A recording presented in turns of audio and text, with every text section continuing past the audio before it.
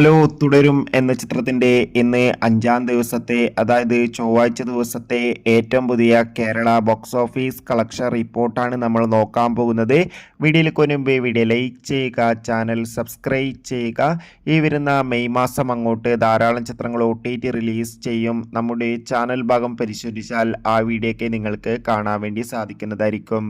ദിലീപ്, ജോണി ആന്റണി, സിദ്ദീഖ്, ധ്യാൻ ശ്രീനിവാസ്, നീതു എന്നൊക്കെ പ്രധാന കഥാപാത്രങ്ങളായ ചിത്രമായിരുന്നു പ്രിൻസ് ആൻഡ് ഫാമിലി.